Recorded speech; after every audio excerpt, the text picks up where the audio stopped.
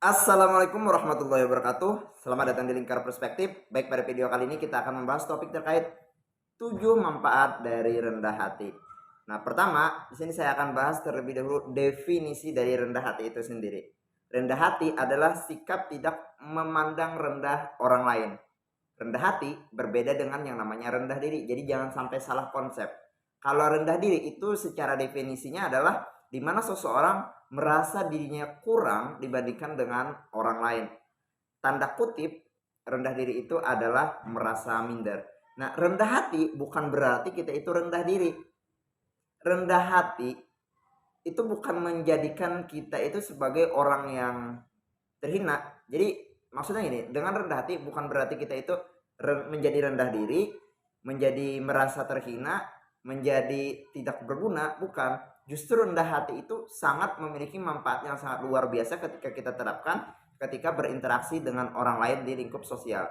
Nah, jadi pada video kali ini kita akan membahas topik terkait ada 7 manfaat dari kita menerapkan yang namanya sikap rendah hati. Apa saja itu? Yang pertama itu adalah dicintai oleh sesama manusia. Nah, dengan rendah hati kita bisa menjadi orang yang dicintai oleh orang lain.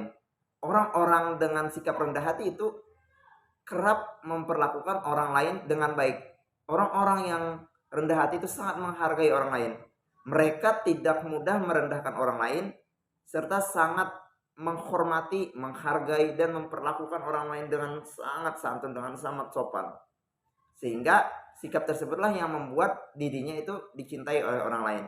Kemudian manfaat yang kedua dari sikap rendah hati adalah terhindar dari sikap sombong. Nah, orang-orang yang rendah hati itu mereka menyadari keterbatasan kemampuan diri dan mereka itu mau menyadari kelemahan diri mereka.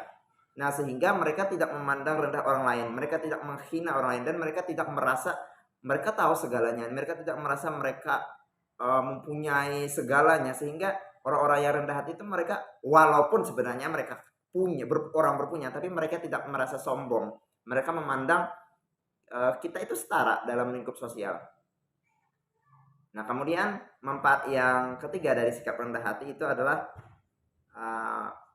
mendapatkan ketenangan dan kedamaian hati atau kedamaian batin. Nah, orang-orang yang rendah hati itu mereka memaknai hidupnya adalah untuk hidup itu adalah untuk tujuannya sebuah ketenangan, bukan bukan apa-apa. Jadi ketika ketika ada sesuatu hal yang membuat mereka tenang, ya mereka lakukan. Salah satunya ketenangannya adalah dengan dengan rendah hati. Nah, orang-orang yang memiliki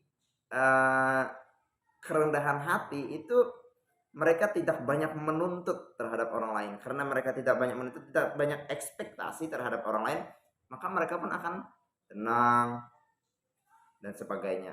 Nah, kemudian manfaat yang keempat dari sikap rendah hati adalah punya banyak teman. Nah, orang-orang yang rendah hati itu memaknai kehidupan mereka adalah untuk bermanfaat bagi orang lain, untuk membantu orang lain. Orang-orang yang rendah hati mereka itu dalam hidupnya adalah mereka mempertanyakan nih, apa yang bisa saya manfaat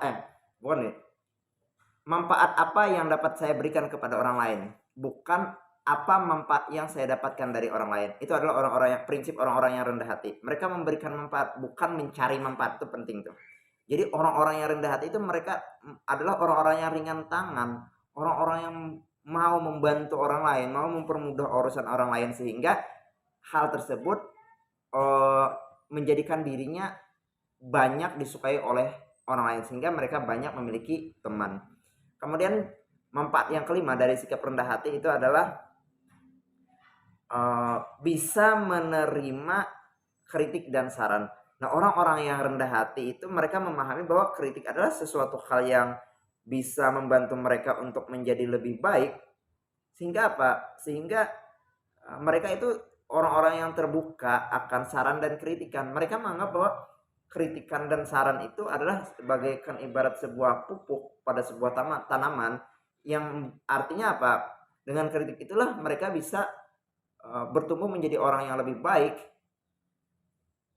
Nah, kemudian Yang selanjutnya terkait manfaat dari rendah hati itu adalah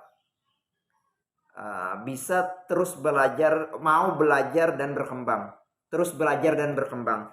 Nah, orang-orang yang rendah hati itu mereka merasa dirinya itu belum tahu banyak hal, walaupun sebenarnya kan mereka itu orang yang berilmu, tapi mereka tidak merasa bahwa mereka tidak punya banyak ilmu, sehingga dengan perasaan tersebut, dengan menganggap diri mereka masih banyak yang belum tahu, mereka mau belajar dan terus menambah kapabilitas diri. Beda halnya dengan orang-orang yang sombong. Orang-orang yang sombong mereka merasa bahwa oh saya sudah tahu semuanya, nggak perlu lagi saya belajar. Nah, berkebalikan dengan orang yang rendah hati. Kemudian yang selanjutnya, orang-orang yang rendah hati itu manfaatnya adalah menjadikan diri mereka itu orang yang pandai untuk bersyukur. Nah, orang-orang yang rendah hati itu kan mereka bisa mensyukuri apa yang mereka miliki, mensyukuri apa yang telah mereka dapat. Mereka tidak membandingkan diri mereka dengan orang lain. Nah, orang-orang yang membandingkan diri dengan orang lain itu adalah orang-orang yang tidak percaya diri sebenarnya. Mereka merasa diri mereka rendah. Orang-orang yang rendah hati itu, saya bilang di awal tadi kan, mereka menganggap diri mereka setara. Nah, karena mereka menganggap diri mereka setara dengan orang lain, hal itulah yang menjadikan mereka bisa lebih bersyukur, karena kan sama saja kan, biasa saja kan? Tidak ada perbedaan. Nah, jadi ketenangan hati dan ketenangan batin itu atau kedamaian hidup itu sebenarnya bisa kita dapatkan ketika kita memiliki sifat yang namanya rendah hati. Itu tadi pembahasan terkait 7 manfaat rendah hati. Demikian video ini, semoga bermanfaat.